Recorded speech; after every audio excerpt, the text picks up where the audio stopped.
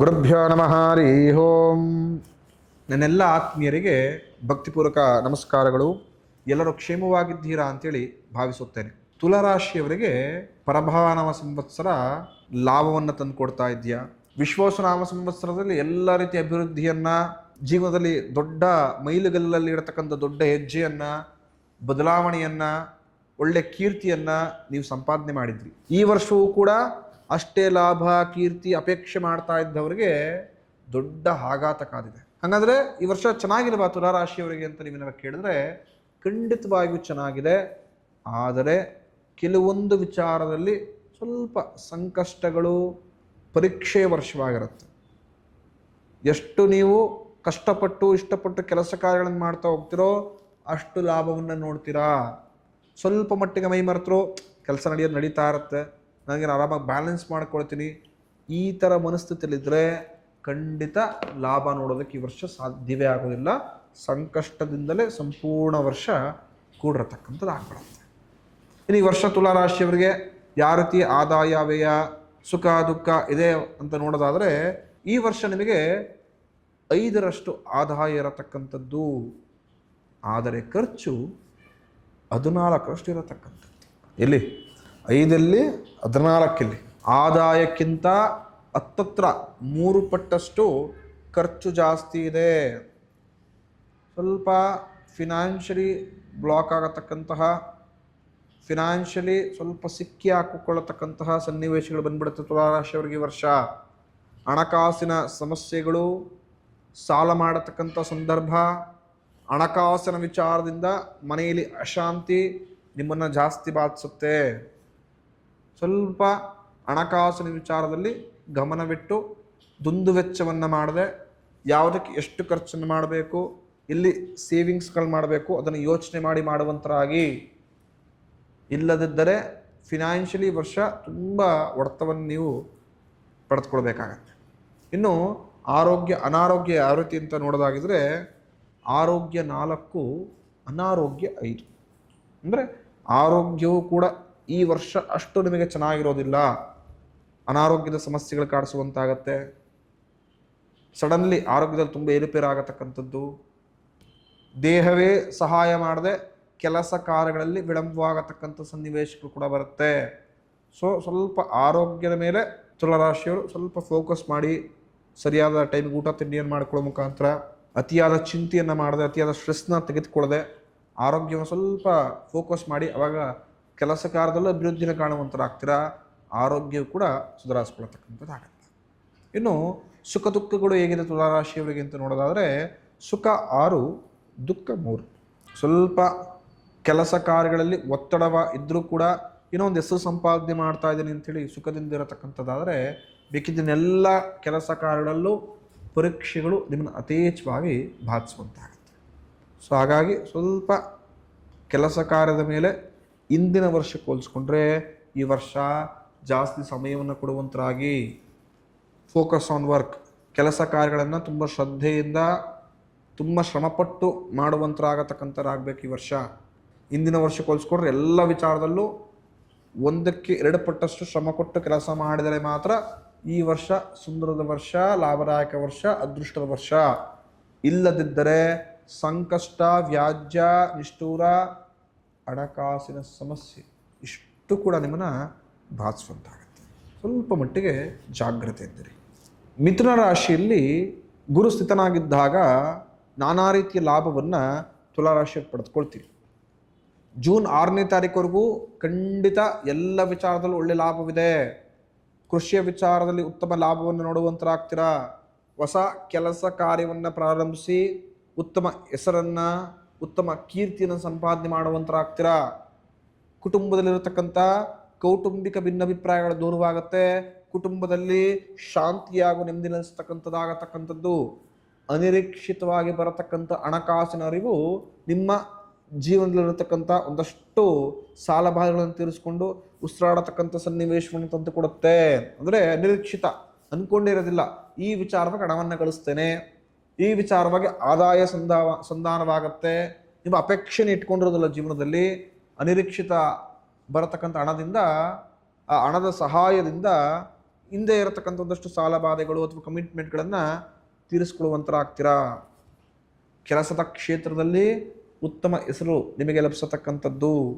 ಯಾರು ಮದುವೆ ಅಪೇಕ್ಷೆಯಲ್ಲಿದ್ದೀರಾ, ಯಾರು ಮನೆಯನ್ನು ಕಟ್ಟಬೇಕು ಅಂತ ಅಪೇಕ್ಷೆಯಲ್ಲಿ ತುಂಬ ಕಷ್ಟವನ್ನು ಪಡ್ತಾ ಇದ್ದೀರೋ ಅವರಿಗೆ ಶುಭದ ಸುದ್ದಿ. ಖಂಡಿತ ತುಂಬ ಯಥೇಚ್ಛವಾಗಿ ಪ್ರಯತ್ನ ಪಟ್ಟರೆ ಮದುವೆ ಸೆಂಟ್ ಆಗತಕ್ಕಂಥ ಎಲ್ಲ ಚಾನ್ಸಸ್ ಕೂಡ ಇರತಕ್ಕಂಥದ್ದು. ಆ ಮಾಂಗಲ್ಯ ಮಹಾಲಕ್ಷ್ಮಿ ಅನುಗ್ರಹದಿಂದ ಉತ್ತಮ ಕಲ್ಯಾಣ ಕೂಡ ಬರುತ್ತೆ. ಮನೆಯನ್ನು ಕಟ್ಟಬೇಕು, ಮನೆಯನ್ನು ಪರ್ಚೇಸ್ ಮಾಡಬೇಕು ಅಂತಿದ್ದವರು ಕೂಡ ಶುಭದ ಸುದ್ದಿ. ಆ ಶುಕ್ರ ಸಹಿತ ಲಕ್ಷ್ಮೀ ಅನುಗ್ರಹದಿಂದ ನೂತನ ಭವನ ಖರೀದಿ ಮಾಡತಕ್ಕಂಥ ಯೋಗವನ್ನು ಕೂಡ ಭಗವಂತ ಕರುಣಿಸಿಕೊಟ್ಟಿದ್ದಾನೆ. ಆದರೆ ಜೂನ್ ನಂತರ ಗುರು ಬಂದಾಗ ನಾನಾ ರೀತಿಯ ಸಂಕಷ್ಟವನ್ನು, ವಿರೋಧವನ್ನು, ನಿಷ್ಠೂರವನ್ನು ಎದುರಿಸುವಂತರಾಗ್ತಾರೆ. ತುಲಾರಾಶಿಯವರು ಜೂನ್ ನಂತರ ನಾನಾ ರೀತಿಯ ಸಂಕಷ್ಟವನ್ನು, ನಿಷ್ಠೂರವನ್ನು, ವ್ಯಾಜ್ಯಗಳನ್ನು, ಚಿಂತೆಗಳನ್ನು ಎದುರಿಸಬೇಕಾಗತ್ತೆ.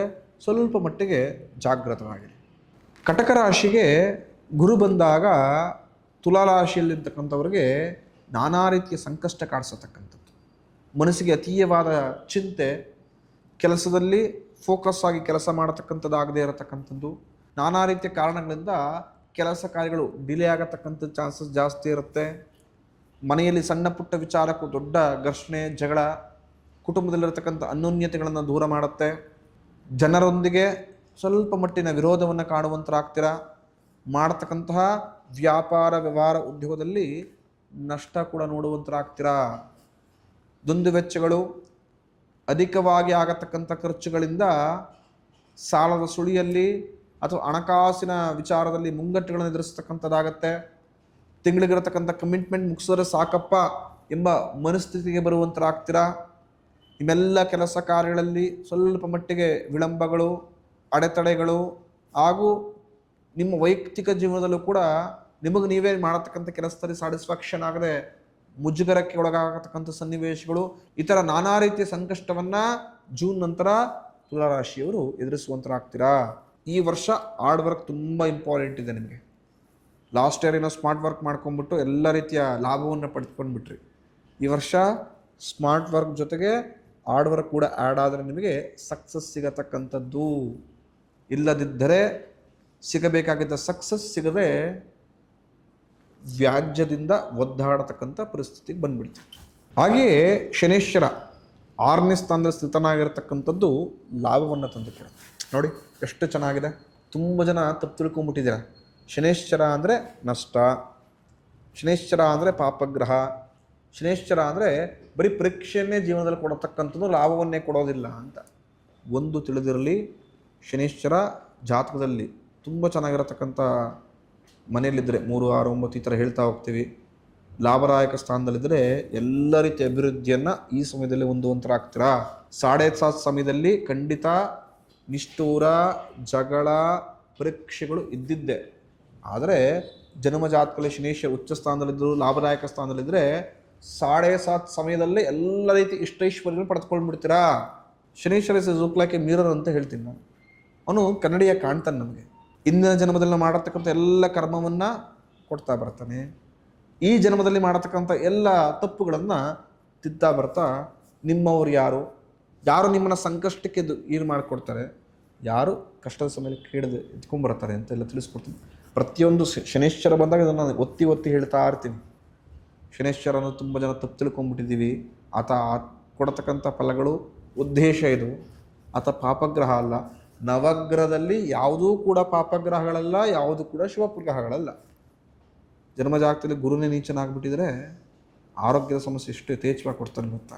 ದಶಮ ಸ್ಥಾನದಲ್ಲಿ ಶುಕ್ರನಿದ್ದಾಗ ಎಲ್ಲ ರೀತಿ ಸೌಭಾಗ್ಯಗಳನ್ನು, ಅಭಿವೃದ್ಧಿಗಳನ್ನು ಕೊಡ್ತಾನೆ. ಅದೇ ಶುಕ್ರನಿಗೆ ಬಲವೇ ಇಲ್ಲ, ಪಾಪಗ್ರಹಗಳ ಜೊತೆ ಸ್ಥಿತನಾಗಿದ್ದಾಗ ಆರ್ಥಿಕ ಸಂಕಷ್ಟಗಳು, ಭಿನ್ನವಿಪರಗಳು, ಈ ಥರ ಪ್ರತಿಯೊಂದು ಗ್ರಹಕ್ಕೂ ತನ್ನದೇ ಆದಂಥ ಫಲ, ತನ್ನದೇ ಆದಂಥ ವೈಫಲ್ಯಗಳು ಇದ್ದಿದ್ದೆ. ನೋಡ್ಕೊಳ್ಬೇಕು ಯಾವ ಗ್ರಹ ಎಲ್ಲಿ ಸ್ಥಿತನಾಗಿದೆ ಅಂಥೇಳಿ. ಅದೇ ರೀತಿ ಶನೇಶ್ವರ ಈ ವರ್ಷ ತುಲಾರಾಶಿಯವರಿಗೆ ಎಲ್ಲ ರೀತಿ ಶುಭವನ್ನು ತಂದುಕೊಡತಕ್ಕಂಥದ್ದು. ಪ್ರಮುಖ ಕಬ್ಬಿಣದ ಬಿಸ್ನೆಸ್, ಮನೆಯ ಕಟ್ಟಡದ ಸಾಮಗ್ರಿಗಳ ಬಿಸ್ನೆಸ್ಸಲ್ಲಿ ಯಾರು ಮಾಡ್ತಾ ಇದ್ದಾರೋ, ವಾಹನ ಖರೀದಿ ವ್ಯಾಪಾರ ಮಾಡ್ತಕ್ಕಂಥ ಒಂದು ಸೆಕೆಂಡ್ ಹ್ಯಾಂಡ್ ಬಿಸ್ನೆಸ್, ಅದೇ ವಾಹನ ಕೊಂಡುಕೊಂಡು ಮಾರತಕ್ಕಂಥದ್ದು ಅಥವಾ ಆ ಥರದ ಕಬ್ಬಿಣದ ವಿಚಾರಕ್ಕೆ ಯಾರೇ ಏನೇ ವ್ಯಾಪಾರ ಮಾಡೋ ತುಲಾರಾಶಿಯವರಿಗೆ ಈ ವರ್ಷ ಲಾಭ ಕಟ್ಟಿಟ್ಟ ಬುತ್ತಿ, ಅಭಿವೃದ್ಧಿನ ಕಾಣುವಂತರಾಗ್ತಿರೋ ವ್ಯಾಪಾರದಲ್ಲಿ. ಶತ್ರುಗಳ ವಿರುದ್ಧ ಜಯತ್ವವನ್ನು ಪ್ರಾಪ್ತಿ ಮಾಡಿಕೊಳ್ತೀರಾ. ಕೆಲಸದ ಕಾರ್ಯದ ಕ್ಷೇತ್ರದಲ್ಲಿ ಉತ್ತಮ ಹಿಡಿತ ನಿಮಗೆ ಲಭಿಸತಕ್ಕಂಥದ್ದು ಈ ವರ್ಷ. ಲೈಕ್ ಎ ಕಿಂಗ್ ಮೇಕರ್ ಆಗಿ ಬದುಕತಕ್ಕಂಥ ಎಲ್ಲ ಅನುಗ್ರಹವನ್ನು ಭಗವಂತ ಈ ವರ್ಷ ನಿಮಗೆ ಮಾಡಿಕೊಟ್ಟಿದ್ದಾನೆ. ಜನರೊಂದಿಗೆ ಬೆರೆತು ಅವರೊಂದಿಗೆ ಉತ್ತಮ ಹೆಸರನ್ನು ಈ ವರ್ಷ ಸಂಪಾದನೆ ಮಾಡ್ತೀರಾ. ಲೀಡರ್ ಆಗತಕ್ಕಂಥ ಎಲ್ಲ ಅವಕಾಶಗಳು ಈ ವರ್ಷ ನಿಮಗಿದೆ. ಯಾರು ರಾಜಕೀಯದಲ್ಲಿ ಒಳ್ಳೆಯ ಹೆಸರನ್ನು ಮಾಡಬೇಕು, ಯಾರು ಸಮಾಜ ಸೇವೆಗಳನ್ನು ಮಾಡಿ ಗುರುತಿಸ್ಕೊಳ್ಬೇಕು ಅಂತಿದ್ದವರಿಗೆ ಈ ವರ್ಷ ಲಾಭದಾಯಕ ವರ್ಷ. ಆ ಶನೀಶ್ವರನ ಅನುಗ್ರಹದಿಂದ ಇರತಕ್ಕಂಥ ಎಲ್ಲ ವ್ಯಾಜ್ಯಗಳು ಮನಸ್ತಾಪಗಳು ದೂರವಾಗುತ್ತೆ. ಜೀವನದಲ್ಲಿ ಉತ್ತಮ ಕೀರ್ತಿಯನ್ನು ಹೊಂದುವಂತರಾಗ್ತೀರಾ. ಸಮಾಜ ನಿಮ್ಮನ್ನು ಗುರುತಿಸುತ್ತೆ. ಒಳ್ಳೆ ಕೆಲಸ ಕಾರ್ಯಗಳಲ್ಲಿ ಉತ್ತಮ ಹೆಸರನ್ನು ಸಂಪಾದನೆ ಮಾಡತಕ್ಕಂಥ ವರ್ಷವಿದು ನಿಮಗೆ. ಅಭಿವೃದ್ಧಿ ಸಹಿತವಾಗಿ ಇರತಕ್ಕಂಥ ಎಲ್ಲ ಸಣ್ಣ ಪುಟ್ಟ ವ್ಯಾಜ್ಯಗಳು ಕೂಡ ದೂರವಾಗತಕ್ಕಂಥ ಸಮಯ. ಅಂದರೆ ಶನೀಶ್ವರನ ಅನುಗ್ರಹ ತುಂಬ ಚೆನ್ನಾಗಿದೆ ತುಲಾರಾಶಿಯವರಿಗೆ ಅಂತ ಈ ವರ್ಷ. ಹಾಗೆಯೇ ರಾಹು ಮತ್ತು ಕೇತು ಈ ವರ್ಷ ಅಷ್ಟು ಲಾಭವನ್ನು ತುಲಾರಾಶಿಯವರಿಗೆ ಕೊಡೋದಿಲ್ಲ. ರಾಹುವಿಂದ ನಿಮ್ಮ ಮಕ್ಕಳ ಆರೋಗ್ಯದಲ್ಲಿ ಏರುಪೇರಾಗತಕ್ಕಂಥದ್ದು, ಮಕ್ಕಳಿಂದ ನಿಮಗೆ ಸಮಸ್ಯೆಗಳು ಜಾಸ್ತಿ ಆಗುತ್ತೆ, ಕೆಲಸ ಕಾರ್ಯಗಳು ಕೊಂಚ ಮಟ್ಟಿಗೆ ವಿಳಂಬವಾಗುತ್ತೆ. ಕೇತುವಿನ ಅಪದೃಷ್ಟಿಯಿಂದ ಮನೆಯಲ್ಲಿ ಅಶಾಂತಿಯನ್ನು ನೋಡುವಂತರಾಗ್ತೀರಾ. ತಿಳಿದಿರಲಿ, ಶ್ರಮಪಟ್ಟು ಕೆಲಸವನ್ನು ಮಾಡಿದರೆ ಕೆಲಸದ ಕ್ಷೇತ್ರದಲ್ಲಿ ಉತ್ತಮ ಸಾಧನೆಯನ್ನು ತಿಳಿದಿರಲಿ. ಕೆಲಸದ ಕ್ಷೇತ್ರದಲ್ಲಿ ಶ್ರಮಪಟ್ಟು ಕೆಲಸವನ್ನು ಮಾಡಿದರೆ ಉತ್ತಮ ಸಾಧನೆಯನ್ನು, ಉತ್ತಮ ಅಭಿವೃದ್ಧಿಯನ್ನು ಈ ವರ್ಷ ತುಲಾರಾಶಿಯವರು ಪಡೆದುಕೊಳ್ಳುವಂತರಾಗ್ತೀರಾ. ಸ್ವಲ್ಪ ಶ್ರಮಪಟ್ಟು ಕೆಲಸ ಮಾಡತಕ್ಕಂತಹ ವರ್ಷವಿದು. ಅತಿಯಾದ ಶ್ರಮ ಖಂಡಿತವಾಗಿಯೂ ಲಾಭವನ್ನು ಈ ವರ್ಷ ಯಥೇಚ್ಛವಾಗಿ ತಂದುಕೊಡತಕ್ಕಂಥದ್ದಾಗತ್ತೆ. ಈ ವರ್ಷ ತುಲಾರಾಶಿಯವರು ವಿಷ್ಣುವಿನ ಆರಾಧನೆ ಮಾಡಿ. ಆ ಭಗವಂತ ವಿಷ್ಣುವಿನ ಅನುಗ್ರಹದಿಂದ ಈ ವರ್ಷ ತುಲಾರಾಶಿಯವರು ವಿಷ್ಣುವಿನ ಆರಾಧನೆ ಮಾಡಿ. ಆ ಭಗವಾನ್ ವಿಷ್ಣುವಿನ ಅನುಗ್ರಹದಿಂದ ಮನಸ್ಸಲ್ಲಿ ಅಂದ್ಕೊಂಡಿರತಕ್ಕಂಥ ಎಲ್ಲ ಕೆಲಸ ಕಾರ್ಯಗಳಲ್ಲೂ ಲಾಭವನ್ನು, ಯಶಸ್ಸನ್ನು ಕಾಣುವಂತರಾಗ್ತೀರಾ. ಹಾಗೂ ಇರತಕ್ಕಂಥ ಎಲ್ಲ ಸಮಸ್ಯೆಗಳು ದೂರವಾಗುತ್ತೆ. ಮುಂದಿನ ಸಂಚಿಕೆಯಲ್ಲಿ ಮುಂದಿನ ರಾಶಿಯೊಂದಿಗೆ ಸಿಗೋಣ. ತುಂಬ ಜನ ಕಾಶಿಗೆ ಹೋಗಬೇಕು, ವಿಶ್ವನಾಥನ ದರ್ಶನ ಮಾಡಬೇಕು, ಮುಕ್ತಿಯನ್ನು ಪಡೆದುಕೊಳ್ಬೇಕು, ಕಾಶಿಗೆ ಚಿಕ್ಕ ಏಜಲ್ಲಿ ಹೋಗಬಾರ್ದಂತೆ, ಕಾಶಿಗೆ ವಯಸ್ಸಾದ ಮೇಲೆ ಹೋಗಬೇಕು, ಕಾಶಿಗೆ ಹೋಗಿದ ತಕ್ಷಣ ಇಷ್ಟವಾದ ಪದಾರ್ಥ ಬಿಟ್ಬಿಟ್ಟು ಬರಬೇಕು, ತಿನ್ನೋಂಗಿಲ್ಲವಂತೆ ಜೀವನ ಪರ್ಯಂತ. ಮತ್ತು ಕಾಶಿಗೆ ಹೋದಾಗ ಮೊದಲು ಯಾವ ದೇವಸ್ಥಾನಕ್ಕೆ ಹೋಗಬೇಕು, ಕಾಶಿಲಿ ಎಷ್ಟು ದೇವಸ್ಥಾನಗಳಿದೆ, ಎಷ್ಟು ಶಕ್ತಿಪೀಠಗಳಿದೆ, ಹಾಗೆಯೇ ಮಣಿಕರ್ಣಿಕಾ ಘಾಟ್ಗೆ ಹೋಗ್ಬೋದಾ, ಆ ನದಿಯ ವಿಶೇಷತೆ ಏನು, ಈ ಥರ ಎಲ್ಲ ಗೊಂದಲ, ಆಲೋಚನೆ, ಕುತೂಹಲ ಖಂಡಿತ ಇದೆ. ಭವಿಷ್ಯ ದರ್ಶನ ಕರ್ನಾಟಕದಲ್ಲಿ ಪ್ರಪ್ರಥಮ ಯೂಟ್ಯೂಬ್ ಚಾನಲ್. ಅಂದರೆ ಜ್ಯೋತಿಷ್ಯದ ಮುಖಾಂತರ ಕಾಶಿಯನ್ನು ಸಂಪೂರ್ಣವಾಗಿ ನಿಮಗೆ ತೋರಿಸ್ಕೊಳ್ಳಲಾಗಿದೆ. ಕಾಶಿಗೆ ಯಾವ ಉದ್ದೇಶಕ್ಕೆ ಹೋಗತಕ್ಕಂಥದ್ದು, ಕಾಶಿಗೆ ಹೋದರೆ ಯಾವ ರೀತಿ ಮೋಕ್ಷ ಲಭಿಸುತ್ತೆ, ಕಾಶಿಗೆ ಹೋದಾಗ ಒಬ್ಬ ವ್ಯಕ್ತಿ ತಮ್ಮ ಜೀವನದಲ್ಲಿ ಯಾವ ಬದಲಾವಣೆಯನ್ನು ಕಾಣ್ಬೋದು, ಕಾಶಿಯಲ್ಲಿ ಪ್ರಮುಖ ಎಷ್ಟು ದೇವಸ್ಥಾನಗಳಿದೆ, ಅದರ ಸ್ಥಳ ಪುರಾಣ ಏನಿರ್ಬೋದು, ವಿಶೇಷತೆ ಏನಿರ್ಬೋದು, ಪ್ರತಿಯೊಂದು ಕೂಡ ಸೀರೀಸ್ ಥರ ಪ್ರತಿಯೊಂದು ಎಪಿಸೋಡ್ ಕೂಡ ಮಾಡಲಾಗಿದೆ. ಹೋಗಿ ನೋಡಿ, ಕಾಶಿ ಬಗ್ಗೆ ತಿಳಿದುಕೊಳ್ಳಿ. ನಿಮ್ಮ ಆತ್ಮೀಯರು ಕೂಡ ಆ ವಿಡಿಯೋಗಳನ್ನು ಶೇರ್ ಮಾಡೋ ಮುಖಾಂತರ ನಮ್ಮ ಇನ್ನೂ ಯಥೇಚ್ಛವಾಗಿ ಪುಣ್ಯಕ್ಷೇತ್ರಗಳಿಗೆ ಹೋಗಿ ನಿಮಗೆ ತಿಳಿಸ್ಕೊಡ್ತಕ್ಕಂತಹ ಒಂದು ಉತ್ತೇಜನವನ್ನು ಕೊಡಿ ಅಂತೇಳಿ ಆಶಿಸ್ತೇನೆ. ಶುಭಮಸ್ತು.